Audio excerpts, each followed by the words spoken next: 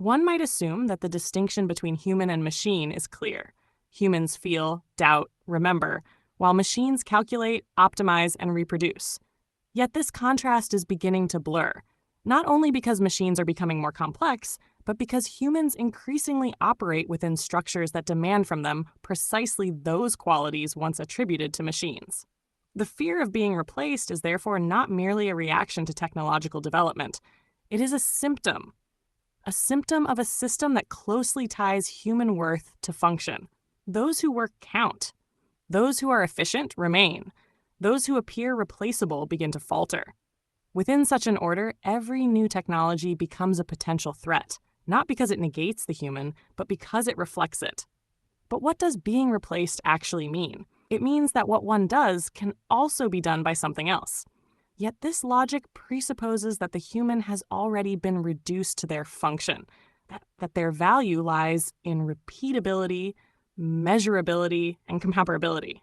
This is where the real shift begins. The human is not devalued by the machine. They have already been functionalized long before. Seen in this light, artificial intelligence does not appear as a radical rupture, but as a consequence. It is not something foreign, but something familiar in a new form. It takes over tasks that have long been standardized, structured, and made calculable. And precisely for that reason, it integrates so seamlessly.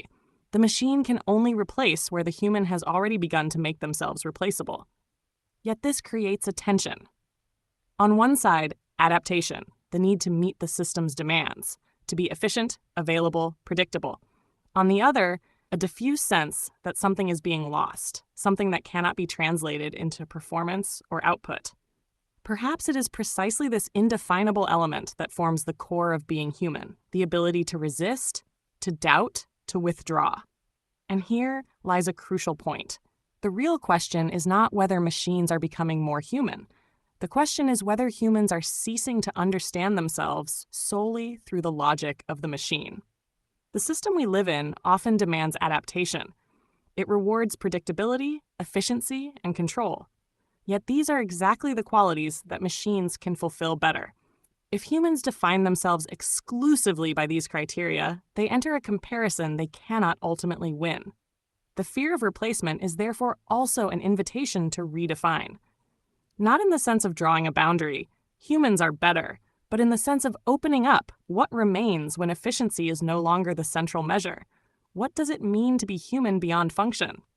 Perhaps the answer begins with what cannot be optimized: ambiguity, creativity, relationship, rupture.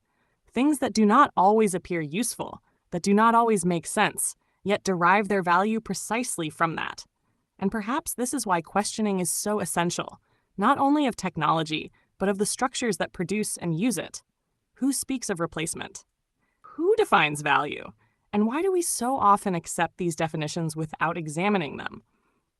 In the end, it may turn out that the greatest danger is not that machines become like humans, but that humans forget how to be more than what is expected of them.